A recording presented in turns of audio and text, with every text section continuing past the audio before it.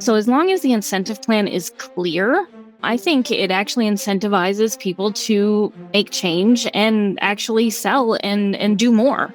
Selling one to lose one, that doesn't always make the most sense in the world. And what we're telling people is you get rewarded when we write new business, not necessarily when we keep business.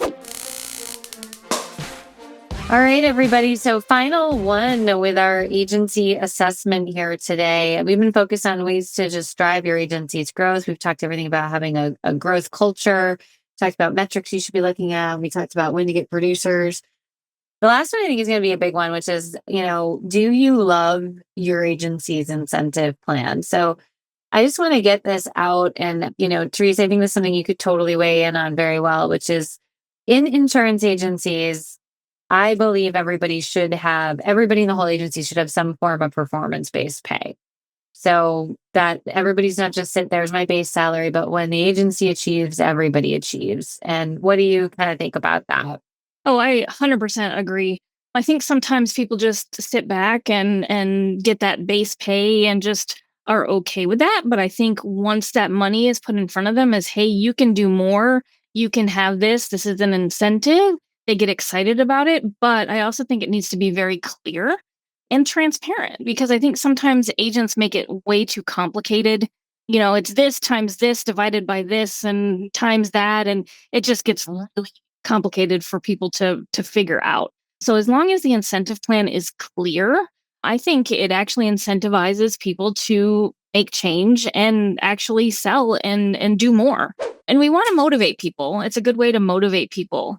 Having an incentive plan too it's just different from other agencies that don't have it. So would you rather be an agency making your base pay with no extra incentives, no extra bonuses, or would you rather be with one that has incentives? And I know what I would choose. Well, I also think it helps communicate because a lot of times people will come and say, like, I need to make more money. And it's like, okay.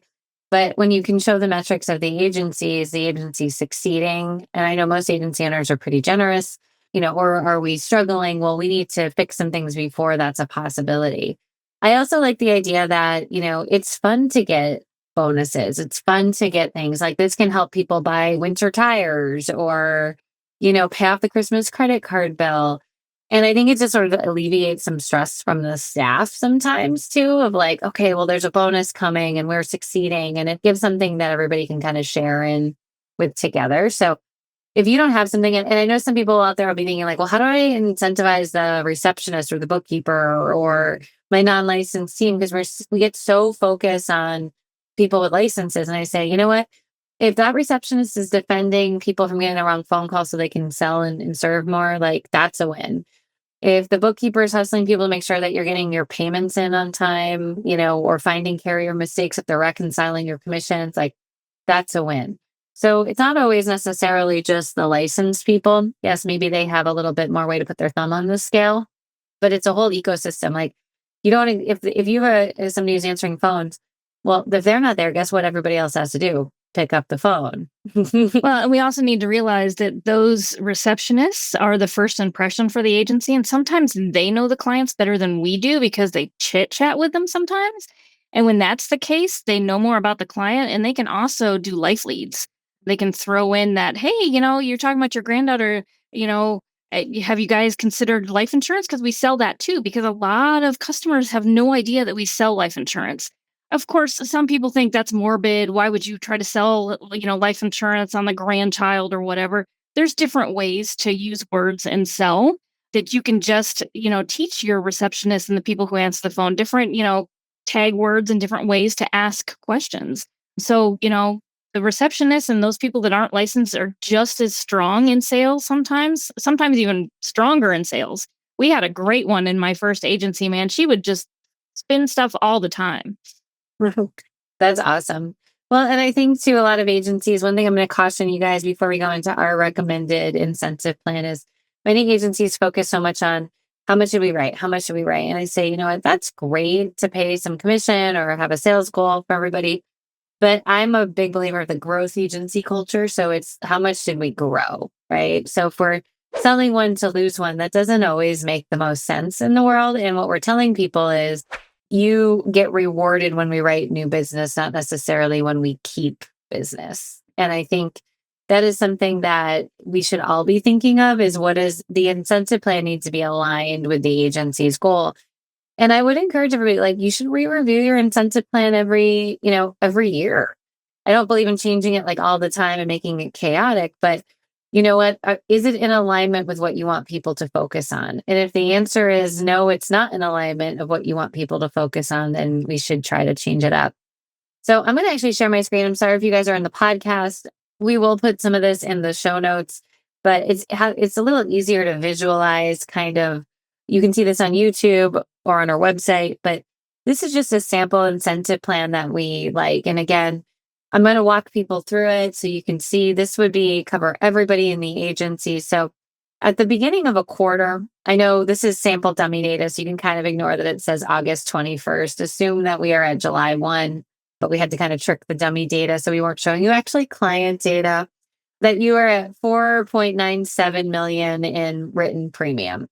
And every agency size is different. Again, this is just dummy data to make it seem easy to understand. Well, you know what? Somewhere during the quarter, you got up to 5,085,000, right? So we've grown. That's great. We've grown 114,000 and change in premium. And this dashboard that you can see here, we actually send to the team every week. So they get to see kind of how their bonus pool is growing or shrinking. And the book grows between, the left side and the right side. That is everything. That is when someone rewrites and decreases premium. That is adding a useful driver. That is selling new business. That is people leaving. That is audits for commercial lines. That is everything. So every time we touch a policy, we want the mindset that it's like chutes and ladders. I could have Therese call in and I could try to cross sell her that life insurance policy, or I could have Therese call in, take her payment and not do anything more. If I have a growth mindset, I'm trying to identify just something that I could talk to Therese about. And then, the shoots are, man, we lost a big client. So-and-so sold a vehicle. And so the premium went down. The audit decreased because it turns out that the projection was higher. So we have to kind of be thinking like there's all these different opportunities. And so once we know what we've grown, so this agency has grown 114,000 in premium. We apply, and it depends on your system. If you're on like Vertifor or you're on Epic, accounting is built in. I can get you these direct numbers very easily. If you're on a different system, this happens to be Easy Links, dummy data. We apply like your average commission's 12%. Okay, so that means that the agency grew $13,729. So we take that number, the growth, the average revenue growth, and we distribute 10% of the growth to the team. So the team's bonus pool is 1372. So the team had 3 people, everybody would get a third of that bonus pool.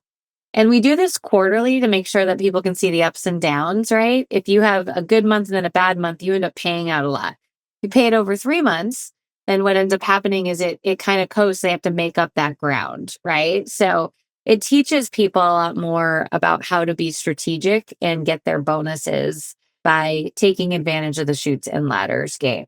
So I've used this bonus plan for 10 years. I've had 0 people get off of it because it does take into account everybody can help. Now, remember, the bookkeeper could send a referral in. Like that is a true thing that could happen. So when you're looking at incentive plans, I think you have to find something that works for everybody, but also encapsulates not just sales or retention, but a little bit of the entire kitchen sink. And, I know, Therese, you talked in a previous podcast a little bit about how sometimes the, incentive plans are confusing, or we know we have had a couple of agencies we go into where people are like, well, we get a bonus, but I don't really know how it's calculated. I just kind of get an email like, this is the bonus. And even when I sit down with the agency owner, it's like, well, we do this and this, we take this and this. And then based on the number of ops they wrote in this, and I'm like, okay. So everybody, it's not motivating people to do activities because it's, okay, well, this is what we're doing today. So what do you think about that? I just think the more confusing you make it, the worse you're making it for your staff, and you are not motivating them at all.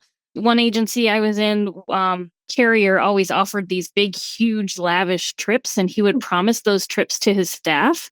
And come to find out, he was the only one that was allowed to go on the trips. And when the staff started realizing it, it just became like, oh yeah, here he goes. He's lying again. So you have to make it clear. You have to follow up on the incentives and make sure that you do give those incentives, because you'll start losing staff and staff will get very unmotivated. But when you're transparent and you're clear and they know what they're going to get and you're showing them this dashboard, it's super easy. They're way motivated. And I can't say any more about how transparency and clarity helps people and makes them more willing to work harder for the agency, because they're actually, the agency is winning, but they're winning too.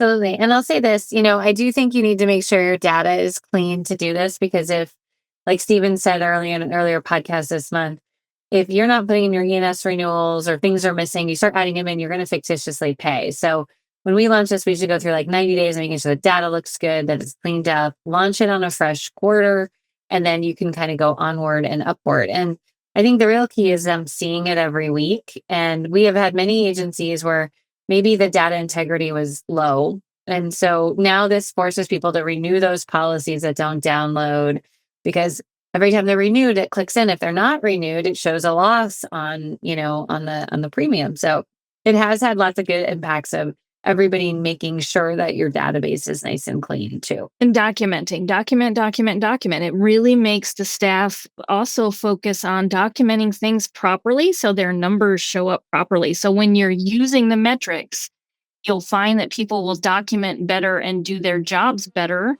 because you're motivating them with incentives, and they'll be like, wait a minute, but I did this. Was it in the system? Yeah, totally. So if you're struggling with incentive plans, that's something our agency assessment can help with. Just to kind of think of us.